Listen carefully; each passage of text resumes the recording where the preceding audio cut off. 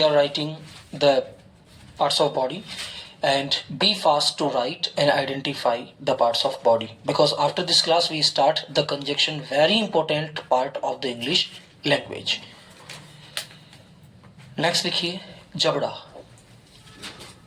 जबड़े को इंग्लिश में कहा जाता है जा, जो आदि चंद्र बिंदु आती है JAW।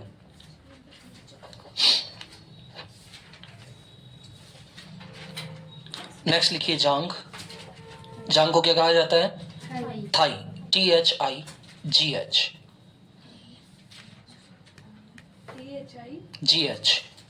थाई। नेक्स्ट लिखिए जिगर, लीवर, LIVER। कई लोग जिगर को हार्ट भी कह देते हैं। पुरानी फिल्मों के अंदर एक डायलॉग आता था, जिगर नहीं है क्या, है ना? हाँ, तो ये गलत अपभ्रंश, कई सारे शब्द ऐसे होते हैं जिनको अपभ्रंश रूप में अपना लिया जाता है। जिगर मतलब लीवर होता है। अब तुम किसी को धमकी दे रहे हो कि तुझमें जिगर नहीं है क्या, मतलब लीवर नहीं है कि लीवर का क्या लेना देना भाई, है? It's only the making machine of the blood, खून बनाने की मशीन है केवल। जीभ, टंग, TONGUE। ध्यान दीजिएगा, परसों वेडनेसडे को हमारा इसका वीडियो विजुअल होगा पार्ट्स ऑफ बॉडी का, सभी अच्छे से याद करके आए। 3 मिनट पर वीडियो पर स्टूडेंट होगा, ठीक है? The student who will not in the part of the parts of body, he will be fine with 100 rupees.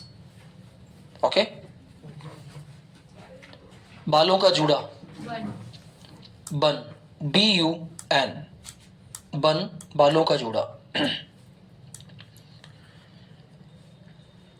टखना, ankle, ANKLE।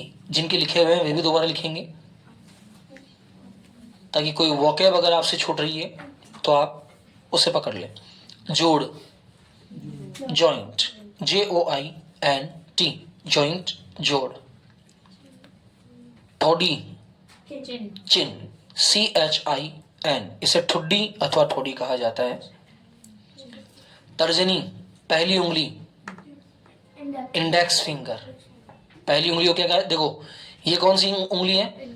Index. दूसरे नंबर की मिडिल, तीसरे नंबर की रिंग, चौथे नंबर की लिटिल, और अंगूठे को थंब, और मुट्ठी को फिस्ट, और हथेली को हथेली पाम, और कलाई को क्या कहेंगे? रिस्ट, और नाखून को नेल्स। ध्यान रखना, एक एक बॉडी पार्ट के लिए हमारे माइंड में पूरी नॉलेज होनी चाहिए। तलवा, सॉल, SOLE, सॉल यानी तलवा। तालू, मुंह के ऊपर जो तालू होता है, palate, PALATE, palate, PALATE, palate. चबाने वाले दांत, molar teeth, MOLAR TEETH, molar teeth. दाढ़ी, बियर्ड, BEARD, दाढ़ी, जो पुरुषों में आती है ना, दाढ़ी। दांत, टूथ, TOOTH, टूथ। दिमाग, ब्रेन। धमनी, आर्टरी, ARTERY। शरीर में होती हैं धमनियां, शिराएं, जो रक्त को लाने जाने का काम करती हैं, धमनी। नाखून, नेल, NAIL, नेल। नथुना, नॉस्ट्रिल, NOSTRIL। नथुना कहाँ होता है? ये जो नाक के ऊपर वाला घुमावदार जो डिजाइन होता है ना, ये इसे कहा जाता है नथुना। ये साइड वाले जो दोनों लॉब्स होते हैं, नथुना। इसलिए नाक में पहने जाने वाली रिंग को कहा जाता है नथ अथवा नथुनी। सर क्या बोलते हैं सर? नॉस्ट्रिल, नस, वैन, जब VEIN, वैन यानी नस। नाड़ी, नाड़ी को इंग्लिश में कहा जाएगा पल्स, PULSE, पल्स यानी नाड़ी। नाभि, नाभि को इंग्लिश में क्या कहा जाएगा? Naval, NAVEL। इसीलिए लड़कियां जो टॉप पहनती है अगर वो नाभि तक है तो उसे कहा जाता है नेवल कट। क्या कहा जाता है? Naval cut. तो नेवल का मतलब क्या हो गया? नाभि। अच्छा, राजस्थानी भाषा में नाभि को क्या कहा जाता है? ये क्या कहेगा?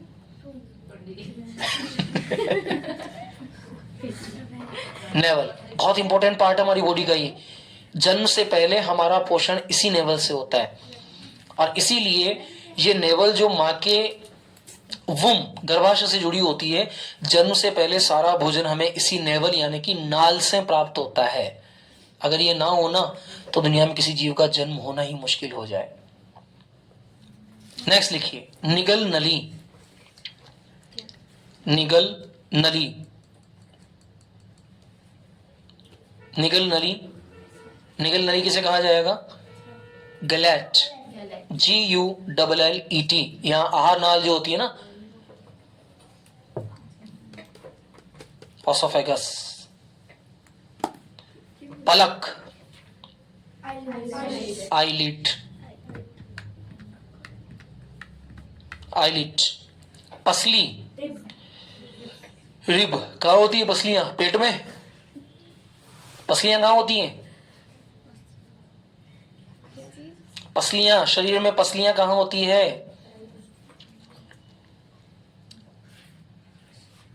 ये लो, इतना बड़ा शरीर लेके बैठे हो, तुम्हें यही पता नहीं तुम्हारे शरीर में पसलियां कहाँ है। ये जो केज होती है ना, रिब केज, ये जो हड्डियां दिखती है धारीदार, ये इस तरह की जो रिब केज होती है ना,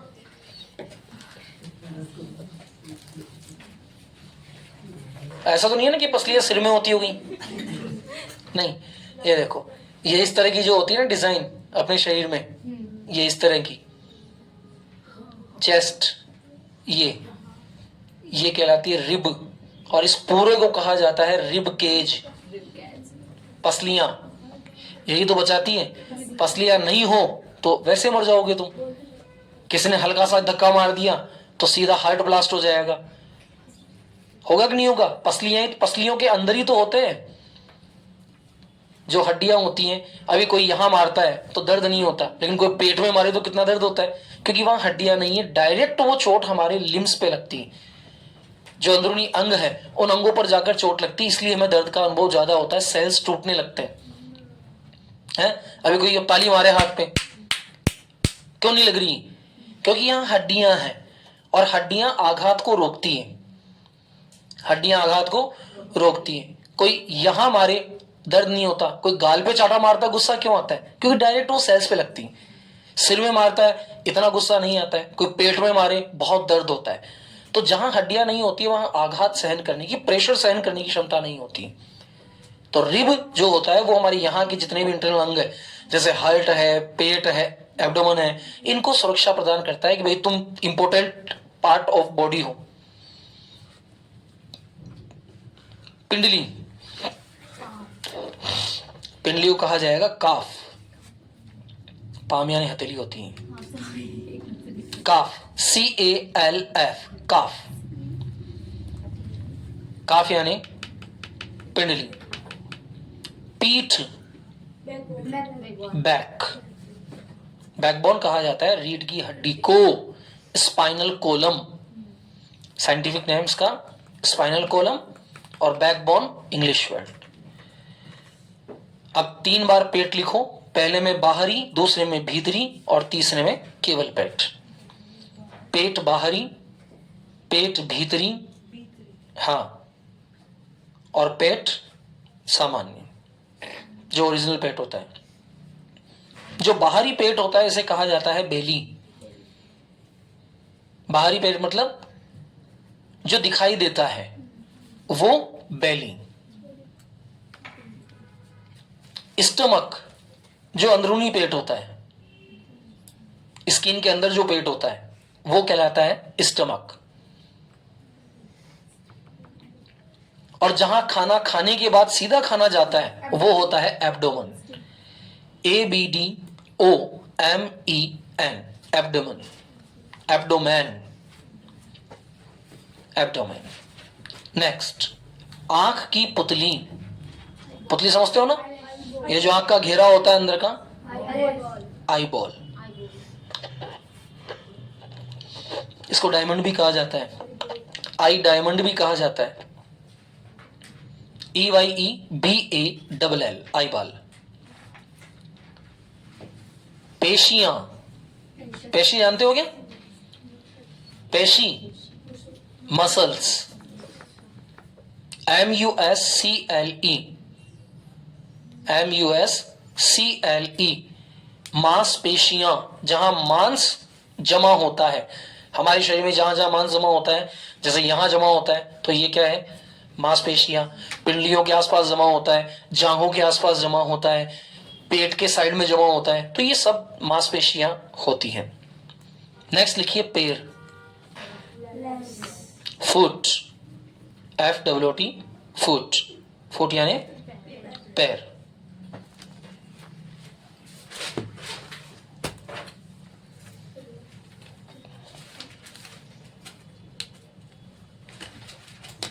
लिख दिया।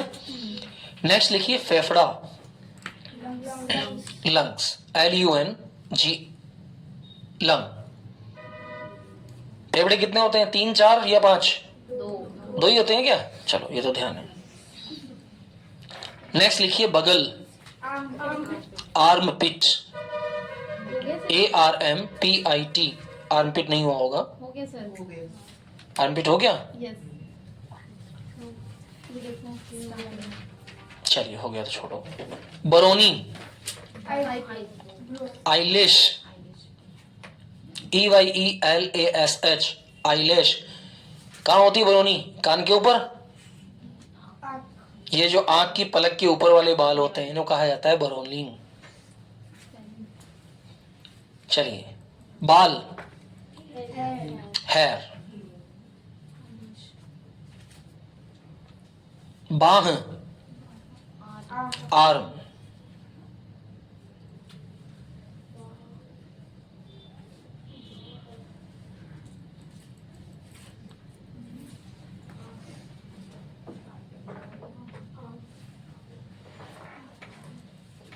भ्रूण, एम्ब्रियो, एम्ब्रियो, EMBRYO, भ्रूण मतलब बिल्कुल छोटा शिशु जो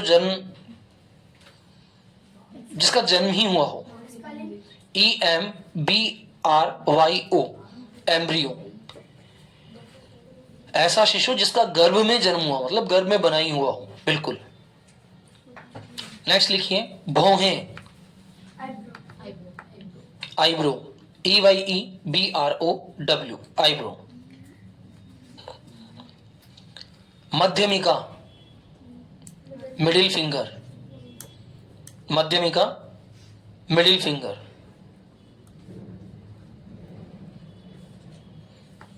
मसूड़ा, गम, GUM, गम, गम यानी मसूड़ा। मस्तिष्क, ब्रेन, BRAIN, ब्रेन, मस्तिष्क। मुट्ठी, फिस्ट, FIST, फिस्ट यानी मुट्ठी। मुख, माउथ। मूछ, मूछ, मूछ, विस्कस तो ये होती है कल में। माउस्टेच, MOUSTACHE। देखो जिन्होंने लिखे हुए उनको भी याद नहीं ना कई सारे शब्द तो। माउस्टेच का मतलब क्या होता है, मूछें, MOUSTACHE, माउस्टेच। नेक्स्ट लिखिए योनी, क्या वर्ड होगा इसके लिए, vagina, VAGINA, female urinary system, भगनास, ग्लैंस क्लिटोरिस, ग्लैंस क्लिटोरिस, भगनास, GLANS ANS CLITORIS,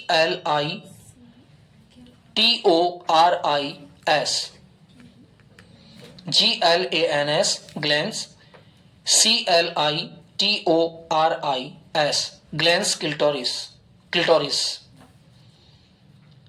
glans clitoris. इसको हिंदी में कहा जाता है भगनास। भगनास मतलब जो फीमेल यूरिनरी ब्लैडर सिस्टम होता है उसके कुछ पार्ट्स होते हैं जिनमें लीबिया मेनोरा, लीबिया मेजोरा, जब आप साइंस की क्लासेस में पढ़ते हैं तो जो रिप्रोडक्शन सिस्टम होता है उसके कई सारे पार्ट्स होते हैं।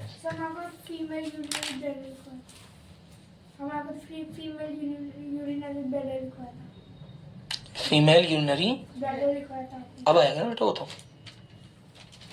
तो जो फीमेल यूरिनरी ब्लैडर पार्ट होता है तो उसमें जो वजाइनल पार्ट होता है, इस वजाइनल पार्ट में यहां जो संरचना होती है इसे कहा जाता है किल्ट अथवा ग्लैंस क्लिटोरस, ग्लैंस क्लिटोरस। यहां होती है लीबिया मेजोरा, यहां होती है लीबिया माइनोरा, यहां होता है यूरिनरी ब्लैडर कंडीशन, यहां होता है वूमिंग कंडीशन।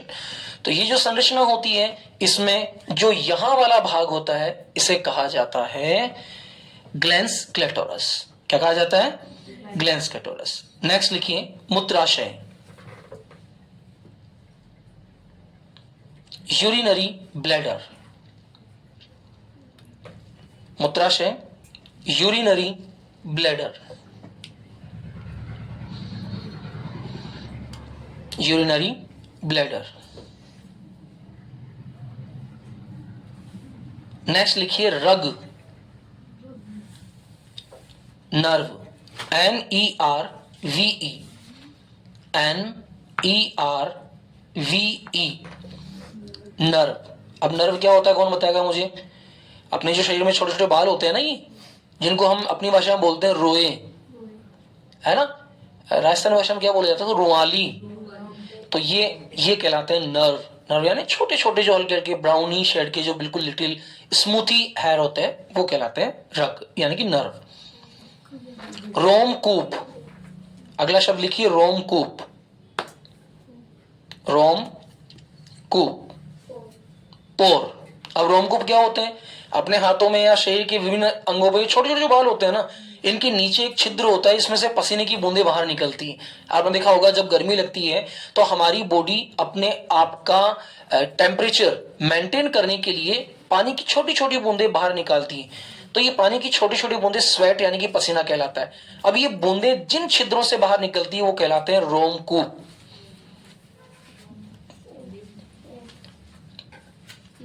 नेक्स्ट लिखिए ललाट,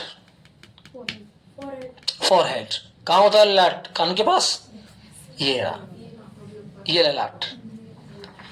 फॉरहेड, FOREHEAD, फॉरहेड। नेक्स्ट लिखिए लार, सलाइवा नहीं होता है, सैलिवा। आप हमेशा इसको सलाइवा बोलते हैं, सलाइवा अलग चीज होती है बेटा, सैलिवा, SALIVA, सैलिवा। सैलिवा यानी सर सलाइवा भी तो यही होता है ना, श्लेष्मा कुछ ऐसा होता है लार। नेक्स्ट लिखिए रक्त, ब्लड। नेक्स्ट लिखिए लिंग, क्या कहेंगे? पीनस, PENIS, यानी कि male reproductive system, पीनस, PENIS। Next लिखिए श्वास नली, ये तो याद होगा, trachea, TRACHEA, TRACHEA, EA trachea, श्वास नली। नेक्स्ट लिखिए हड्डी, बोन। नेक्स्ट लिखिए धड़, गर्दन के नीचे वाला हिस्सा, ट्रंक, TRUNK, ट्रंक यानी धड़। नेक्स्ट लिखिए हथेली, पाम, PALM, पाम, पाम यानी हथेली। हंसुली की हड्डी, ये जो गले के यहां होती है ना हंसुली की हड्डी, छोटे बच्चों में हंसुली हो जाती है, हंसुली की हड्डी, कॉलर बोन, COLLARBONE। देखना भगवान ने आपको एक नेचुरल कॉलर दी है। जब आप यहां हाथ लगाकर देखेंगे तो आपको एहसास होगा कि यहां 2 हड्डियां हैं और ये यहां तक मिल रही है। तो ये यहां से यहां तक जो मिल रही है ये क्या है? कॉलर। इसको हिंदी में कहा जाता है हंसुली की हड्डी और इसको इंग्लिश में बोला जाता है कॉलर बोन। कई बार बच्चों में ये हड्डी ऊपर नीचे हो जाती है तो दर्द होता है, बच्चा बैठ भी नहीं पाता है, लेट भी नहीं पाता है, सो भी नहीं पाता है। ये अक्सर बहुत छोटे बच्चों में होती है जिनको उठाते समय एकदम गर्दन पीछे हो जाए, दाएं बाएं हो जाए, या कई लोग बच्चों को यहां से पकड़ के उठा लेते हैं यूं, तो यूं उठाते हैं तो ये हड्डी थोड़ी सी ऊपर नीचे हो जाती है जिससे फिर बच्चे को बहुत तकलीफ होती है। फिर जो प्रशिक्षित व्यक्ति होते हैं या डॉक्टर्स होते हैं वो इसको वापस सेट करते हैं, उसके बाद बच्चे को आराम मिलता है। तो इसको हंसुली की हड्डी अथवा इंग्लिश में कहा जाता है कॉलर बोन। हृदय, हार्ट नहीं, हार्ट। हार्ट तो किसी को चोट पहुंचाना होता है। और लास्ट लिखिए हाथ, हैंड। हो गया? ये सारे पार्ट्स ऑफ बॉडी परसों आपको कंठस्थ याद होने चाहिए। हेडिंग डाल दीजिए कंजक्शन। कंजक्शन 20 फरवरी से आपके सारे प्रैक्टिकल स्टार्ट हो जाएंगे, इसलिए अभी लिखने का जितना भी काम है सारा याद करके तैयार रखना। हाँ, 20 वेब के बाद से स्टार्ट कर देंगे। फिर ऐसा नहीं हो कि सर ये तो याद ही नहीं है, आज इसकी चर्चा हो रही है, आज इस पे कॉन्वर्सेशन हो रहा है। Conjunction, CONJUNCTION। अब सबसे पहले देखने वाली बात यह है कि कंजक्शन होते क्या हैं। सबसे बड़ी बात, सबसे अहम बात है कि कंजक्शन होते क्या हैं, कितने प्रकार के होते हैं, किस प्रकार इनका यूज किया जाता है, और हम कंजक्शन पढ़ क्यों रहे हैं। देखो सबसे बड़ी बात तो ये है कि हम कंजक्शन पढ़ क्यों रहे हैं। कोई भी ऐसी चीज जो आपको नहीं पढ़ाई जाए वो इस दुनिया में है ही नहीं। और मेरी एक पुरानी आदत कह दो या परेशानी कह दो कि मैं हर वो टॉपिक पढ़ाने की कोशिश करता हूँ जो आपके कहीं ना कहीं काम आता है, क्योंकि आप मेरे लिए अनजान हैं। आपको नहीं पता कि इस प्रोग्राम में कौन कौन से टॉपिक आने चाहिए है। अगर हम चाहें तो 10-5 टॉपिक कम कर सकते हैं, आपको क्या पता लगेगा? नहीं लगता है ना। लेकिन हम कोशिश ये करते हैं कि जितना बेस्ट टू बेस्ट आपको बताया जा सके, जिससे कि आप इंग्लिश की एक एक नॉलेज को सीख सकें, वो आपके सामने होनी ही चाहिए। तो कंजेक्ट जो वर्ड है, इस कंजेक्ट वर्ड से बना है कंजेक्शन अथवा कनेक्टिव। अब क्या कोई मुझे बताएगा कि कंजेक्शन या कनेक्टिव का मतलब क्या होता है? कंजक्शन कहेंगे किसको? सबसे पहले तो ये जानने वाली चीज है कि कंजक्शन कहेंगे किसको। अच्छा, 2 सेंटेंस को जोड़ने के लिए। सेंटेंस के किसी को भी जोड़ने के लिए जो चीज काम आती है वो कंजक्ट होती है। तो कंजक्शन यानी कि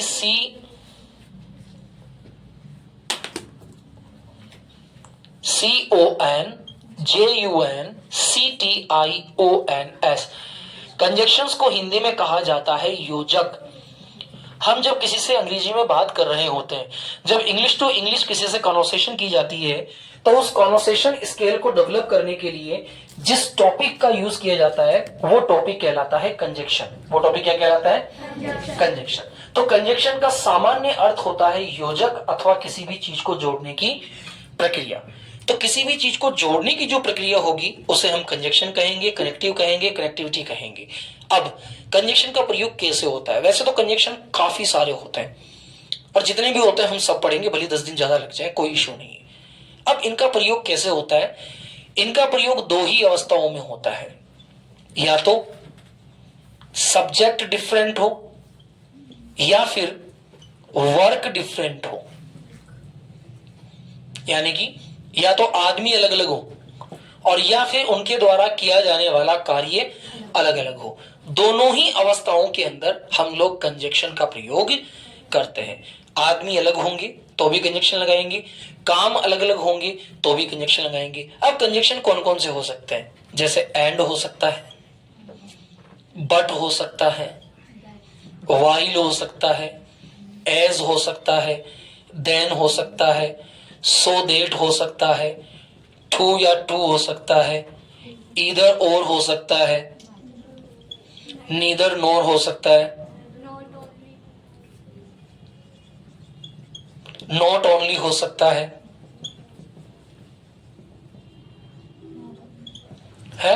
और बोथ एंड हो सकता है। कोई भी कंजक्शन हो सकता है। हमें कंजक्शन दिमाग में बैठाने होंगे। सबसे पहले तो ये बैठाना होगा कि कितने सारे कंजक्शन हैं, इनको याद करने पड़ेंगे। फिर प्रत्येक कंजक्शन का उपयोग हमारे द्वारा कैसे किया जा सकता है, इस चीज को हमें याद करनी होगी। तो कंजक्शन का प्रयोग करने का सामान्य सिस्टम क्या है? या तो आदमी अलग हो या उनका काम अलग हो। तो दो अलग अलग आदमियों यानी कि कर्ताओं को या फिर दो अलग अलग क्रियाओं को जोड़ने का काम जो करता है उसे हम क्या कहते हैं? कंजक्शन। दो अलग अलग कर्ताओं अथवा क्रियाओं को जोड़ने का जो काम होता है वो किसके द्वारा किया जाता है? कंजक्शन के द्वारा। जैसे मैं ले लेता हूं and, Ram is going to school, Shyam is going to school. Ram is going to school, Shyam is going to school. दो अलग अलग वाक्य हैं। अब इन दोनों वाक्यों में देखो कि अलग चीज कहां दिख रही है। तो क्या हो जाएगा? राम एंड श्याम। अब आदमी कितने हो गए? दो। तो इसके बजाय क्या आ जाएगा? Are going to school. समझ आ गया? अलग अलग सब्जेक्ट को जोड़कर जब एक बनाया जाता है तो ऐसा वाक्य कहलाता है कंजक्शन। क्या कहलाता है? अब इसमें आप किसी भी कंजक्शन का प्रयोग कर सकते हो। जैसे इधर और का कर दो, तो इधर राम और Shyam is going to school. बस हमें ध्यान ये रखना है कि कहां हमें सिंगुलर वर्ब यूज करनी है और कहां हमें प्लूरल वर्ब का यूज करना है, और इनके अकॉर्डिंग ही हमें सेंटेंसेस को प्रिपेयर करना होता है। समझ आ गया सबके? चलिए ठीक है, हेडिंग डाल दीजिए कंजक्शन। अब एक कंजक्शन का एक शब्द में लिखवाऊंगा, फिर उसके एग्जाम्पल लिखवाऊंगा। इस तरह से अलग अलग सारे शब्दों के एग्जाम्पल्स हम लोग करेंगे। जहां समझ नहीं आए वहां तुरंत बता दीजिएगा कि यहां समझ नहीं आ रहा है, और हम उसको क्लियर करना शुरू कर देंगे। चलिए हो जाइए स्टार्ट। हेडिंग डालिए कंजक्शंस। CONJUNCTIONS,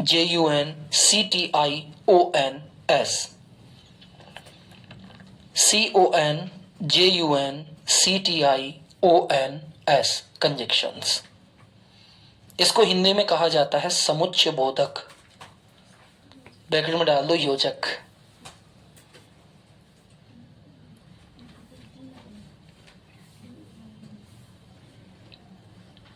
नंबर 1 लिखिए, एंड ऑब्लिक और। इनके अर्थ लिखिए, और ऑब्लिक या। एंड का मतलब क्या हो जाएगा? और का मतलब क्या हो जाएगा? या। समझ आ गया? राम और श्याम अच्छे दोस्त हैं।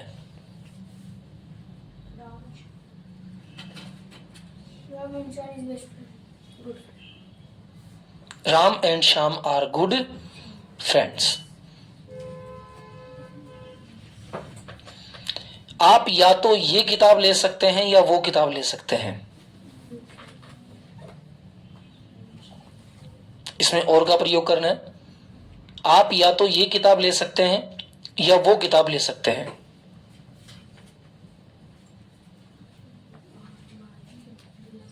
क्या बनेगा? यू कैन टेक दिस और दैट बुक। दिस यानी ये, दैट यानी वो। मैं या तो जयपुर जाऊंगा या अजमेर।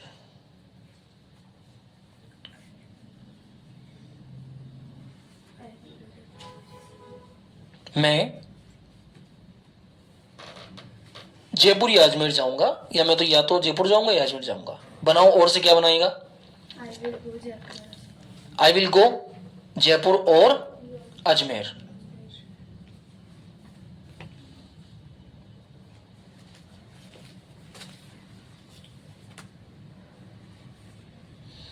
मैं नींबू की चाय और सोडा लूंगा। मैं नींबू की चाय और सोडा लूंगा। I will take lemon tea and soda. समझ आ गया कैसे बोलना है वाक्य?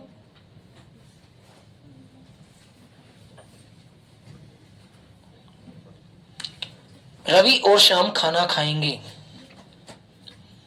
रवि और श्याम खाना खाएंगे।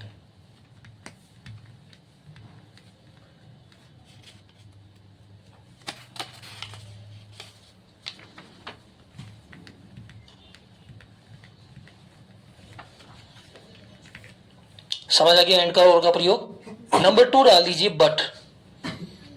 बट का मतलब होता है लेकिन, बल्कि और सिवाय। तीनों अर्थों में इसका प्रयोग किया जाता है, लेकिन, बल्कि, सिवाय।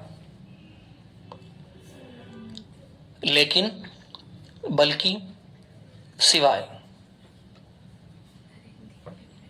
लेकिन, बल्कि, सिवाय। समझ में आ गया? और भी अर्थ होते हैं, लेकिन, किंतु, परंतु, सिवाय, बल्कि, ये सब बट के अर्थ होते हैं। पहला वाक्य लिखिए, राम और श्याम अच्छे दोस्त हैं, लेकिन वो एक दूसरे से लड़ते हैं। अब एक दूसरे को क्या कहेंगे? Each other. Ram and Shyam are good friends, but he fights. But they, दो हो गए ना, They fight each other. But they fight with each other. Ram और श्याम अच्छे दोस्त हैं, लेकिन वे एक दूसरे से लड़ते हैं। कोशिश करें कि आप डायरेक्टली इंग्लिश में लिखने की कोशिश करें। हिंदी लिखने की नीड नहीं है, अब आपको डायरेक्टली इंग्लिश में लिखें आप। राम और श्याम अच्छे दोस्त हैं, लेकिन वे एक दूसरे से लड़ते हैं, तो Ram and Shyam are good friends but they fight with each other. वह बहुत समझदार है लेकिन गरीब है। वह बहुत समझदार है लेकिन बहुत गरीब है। हाँ, he is very intelligent but poor.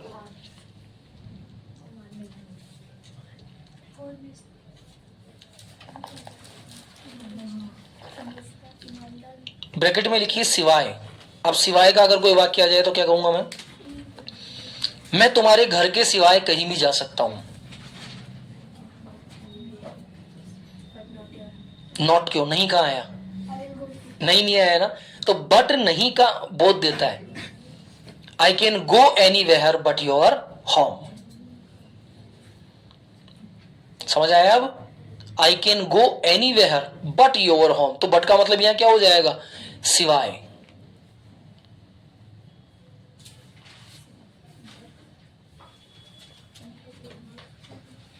मैं तुम्हें पीटने के सिवाय कुछ भी कर सकता हूं।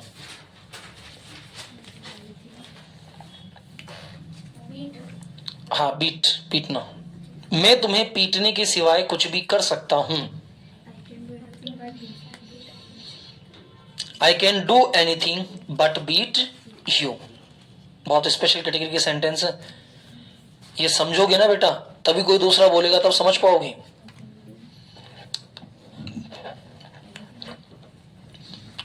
वो चिकन के अलावा कुछ भी खा सकता है। वो चिकन के अलावा कुछ भी खा सकता है।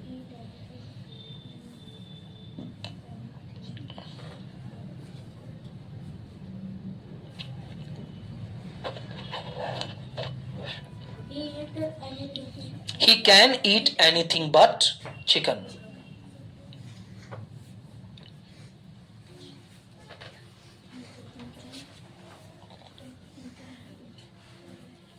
मैं स्कूल के अलावा कहीं भी पढ़ सकता हूं। स्कूल के सिवाय, मैं स्कूल के सिवाय कहीं भी पढ़ सकता हूं। I can read anywhere but school.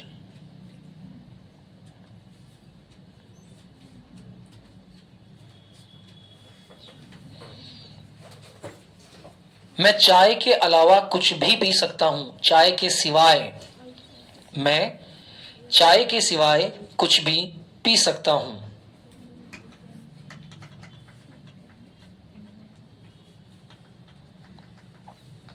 समझ आ गया अब तो? Take, I can take anything but tea. अब डालो ब्रैकेट में बल्कि, अगर बल्कि वाला भाव आ जाए तो क्या करोगे? यह पेन नहीं पेंसिल है, यह पेन नहीं बल्कि पेंसिल है। यह पेन नहीं बल्कि पेंसिल है।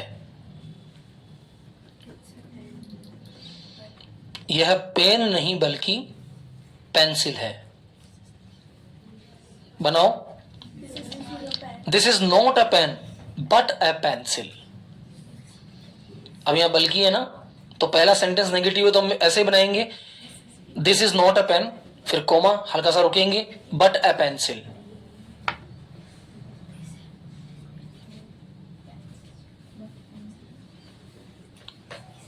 राम बेवकूफ नहीं है बल्कि एक समझदार लड़का है।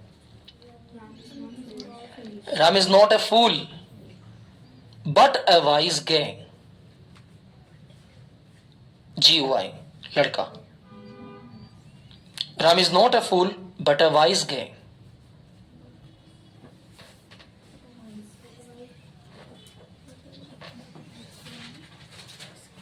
उसे डांटा नहीं गया बल्कि पीटा गया।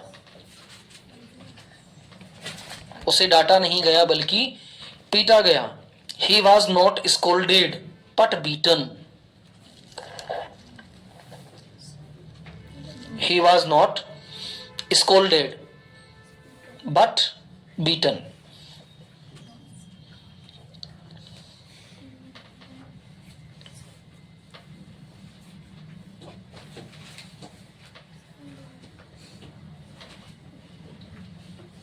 लिख दिया?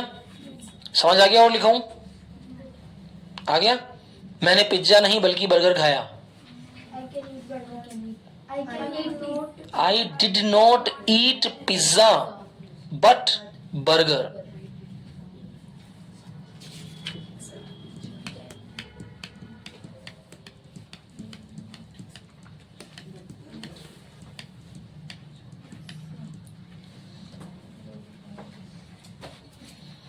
नेक्स्ट लिखिए, for oblique as oblique because oblique since. For FOR oblique as oblique because oblique since SINC, इन सब का एक ही अर्थ होता है, क्योंकि अथवा चूंकि। क्योंकि अथवा चूंकि। फॉर, एज, बिकॉज, सिंस, इन चारों शब्दों का एक ही अर्थ होता है, क्योंकि ऑब्लिक चूंकि। जहां भी कहीं क्योंकि या चूंकि का शब्द आएगा वहां हम इनमें से किसी का प्रयोग भी कर सकते हैं। हम फॉर भी बोल सकते हैं, एज भी बोल सकते हैं, बिकॉज भी बोल सकते हैं। चूंकि, ऊपर चंद्र बिंदु, बड़ी होगी मात्रा।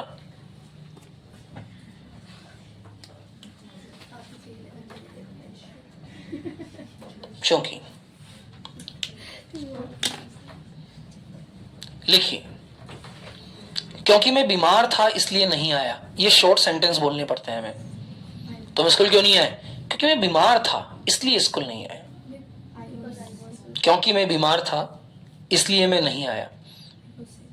कुछ भी लगा सकते हो, सिंस लगा दो, एज लगा दो, फॉर लगा दो, बिकॉज लगा दो, दैट्स वाई लगा दो।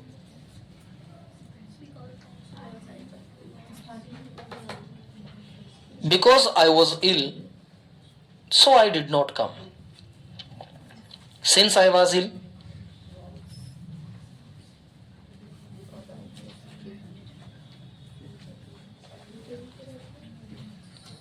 समझ आ गया? मैं नहीं आया क्योंकि मैं बीमार था।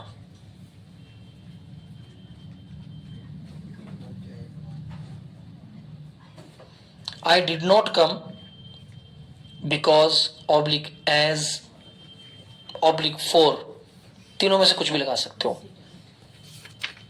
आई वॉज अनवेल या फिर इल।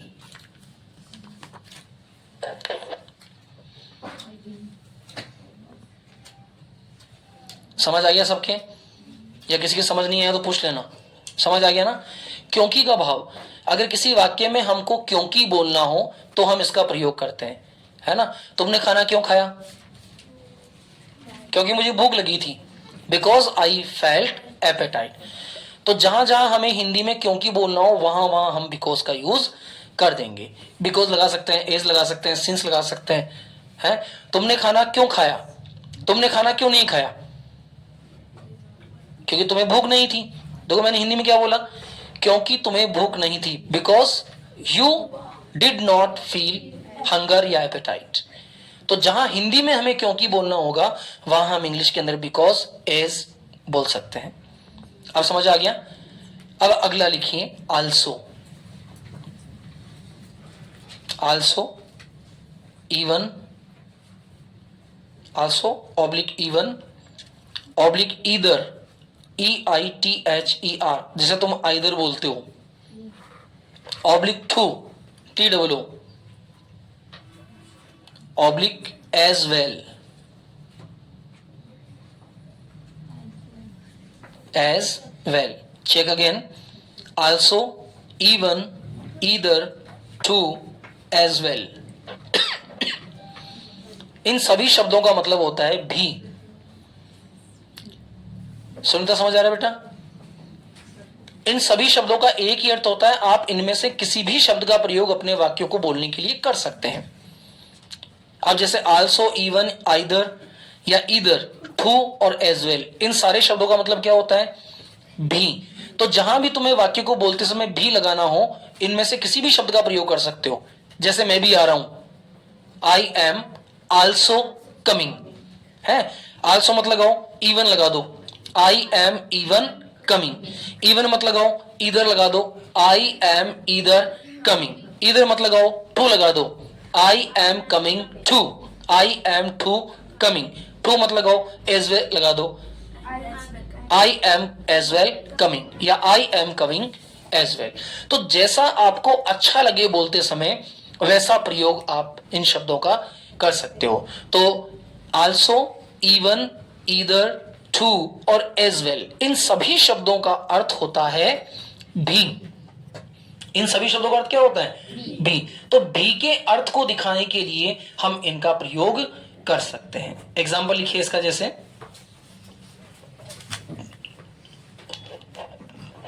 मैं भी अच्छा हूं, I am also good.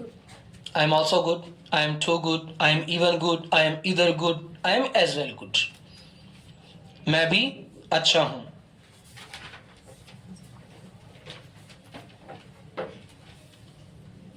क्या तुम भी वहां थे?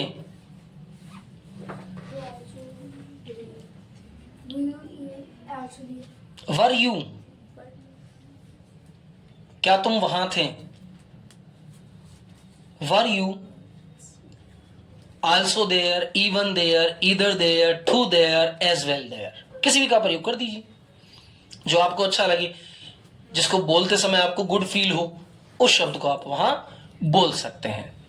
जैसे आल्सो अच्छा लगता है और इवन अच्छा लगता है। आजकल इवन का ट्रेंड है? मैं ही नहीं, इवन तुम भी वहां चल रहे हो। इवन तुम भी वहां चल रहे हो।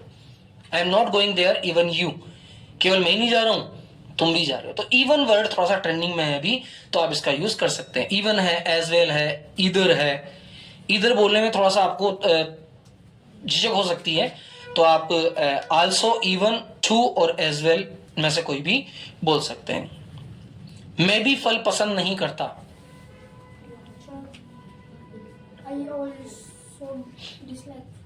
इवन को पहले बोलो ना, आप कहीं भी बोल सकते हो इनको, जरूरी नहीं कि आप लास्ट में बोलो। Even I don't like fruits. मैंने कहा यार मुझे ऑरेंज पसंद नहीं है। मैंने क्या कहा? मुझे ऑरेंज पसंद नहीं है। अब आपको भी ऑरेंज पसंद नहीं है तो आप क्या कहोगे? Even I don't like orange. तो इवन मतलब भी का अर्थ। अब जो भी है वो शुरू में लगाया जा सकता है, बीच में लगाया जा सकता है, लास्ट में लगाया जा सकता है, आपकी मर्जी है जहां लगाओ, कोई इश्यू नहीं है। आप इन शब्दों को आगे पीछे दाएं बाएं कैसे भी लगा सकते हो, है ना। मेरे पापा भी आ रहे हैं, लगाओ देखें, इवन को लगाओ और सबसे पहले लगा के बोलो मैं भी कॉलेज जा रहा हूं, even I am going to college. अब इवन को लास्ट में लगाओ, मैं भी खाना खा रहा हूं, I am eating food even. तो जहां थोड़ा सा गुस्सा दिखाना हो वह लास्ट में बोल दो, जहां नॉर्मल बोलना वह पहले बोल दो, है। मेरे मामा जी भी नाच रहे हैं, even my maternal uncle is also dancing. मैं भी इंटरव्यू देने जा रहा हूं, even I am also going for interview. तुम क्या कर रहे हो, व्हाट आर यू डूइंग, मैं खाना बना रहा हूं, आई एम कुकिंग फूड। अरे मैं भी खाना बना रहा हूं, even I am cooking food. Even को मत बोलो, आल्सो बोल दो, मैं भी खाना बना रहा हूं, also I am cooking food, I am cooking food also, I am also cooking food. आप किसी भी शब्द को कैसे भी जोड़कर लिख सकते हैं, क्योंकि ये भी का अर्थ है, और भी का अर्थ चाहे आल्सो हो, इवन हो, इधर हो, टू हो, एज वेल हो, इनको हम कैसे भी लगा सकते हैं। आगे लिखो इसका एग्जाम्पल एक और, वो भी मेरे साथ है।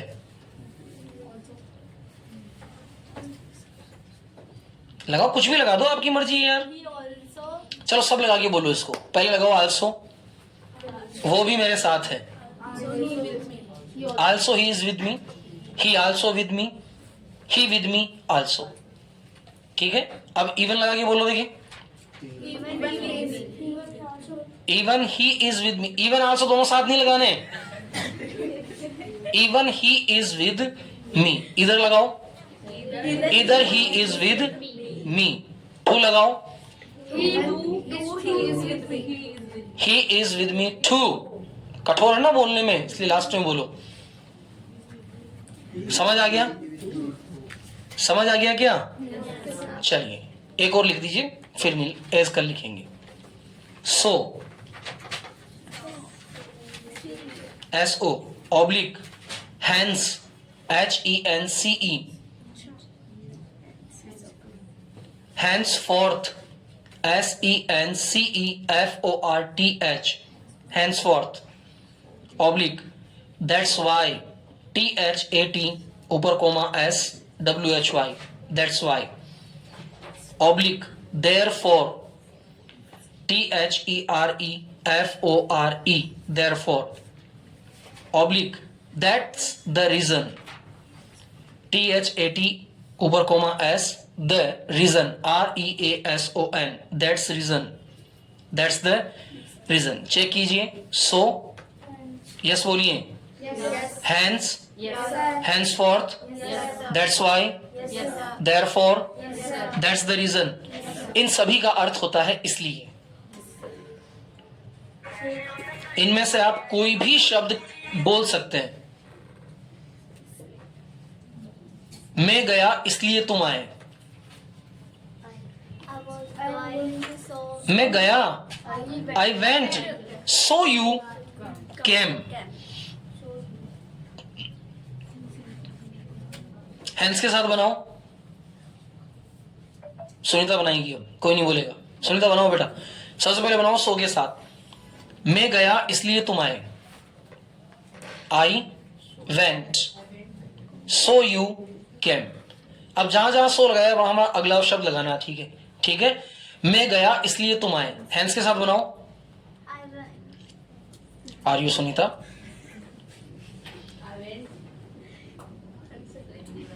हैंस यू केम, जहां सो लगाया वहां क्या लगाना है, हैंस।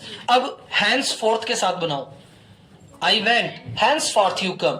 अब होता क्या है कि हमें सारे शब्दों का पता नहीं होता है, इसलिए हम अंग्रेजों की बात समझ नहीं पाते। अब वो कह रहा है आई वेंट हैंसफॉर्थ यू कम। अब यार ये हैंसफॉर्थ क्या बोल गया, इसलिए तो इन सारे शब्दों को याद करना जरूरी है। चलो दैट्स वाई से बनाओ, I went, that's why you came. Therefore से बनाओ, I went, therefore you came. That's the reason से बनाओ, I went, that's the reason you came. समझ आ गया? चलो सेकंड सेंटेंस लिखो। मैंने खाना खाया इसलिए तुमने बनाया। I ate food.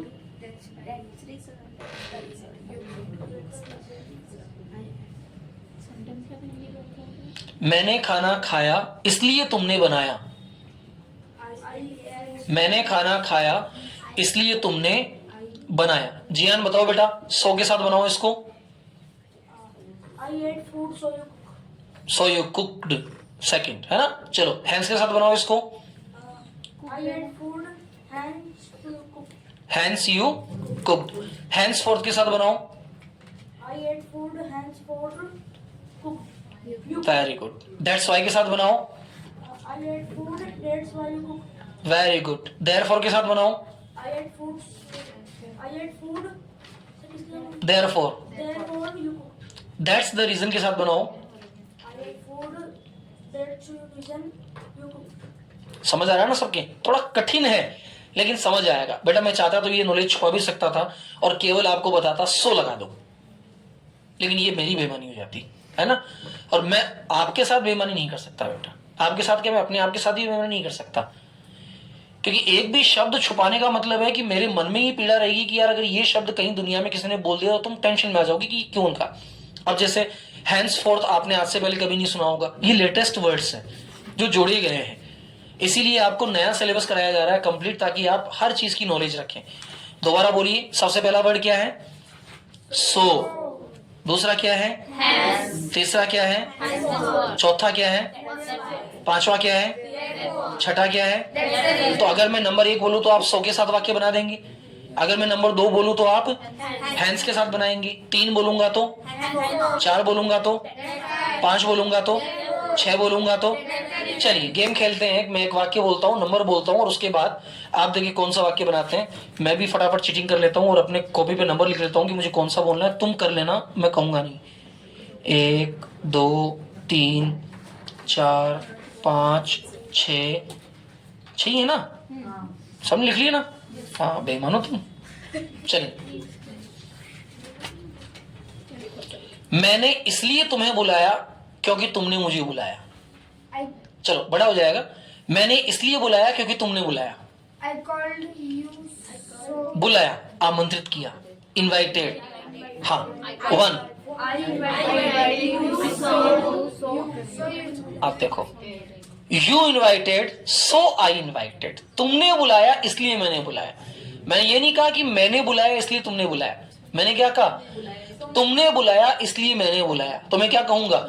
You invited so I invited. Hence You invited. You invited, hence I invited. Henceforth, You invited, henceforth I invited. That's why, You invited, that's why I invited. Therefore, You invited, therefore I invited. That's the reason. You invited, that's the reason I invited. तुमने खाया इसलिए मैंने खाया। You ate, so You ate, so I ate. Hence, you had, hence I ate. Henceforth, you had, henceforth I ate. that's why. You had, that's why I ate. Therefore, You had, therefore I ate. that's the reason. You had, that's the reason I ate. That's very good. समझ आ गया सबके? Okay. Thanks for class and nice to meet you.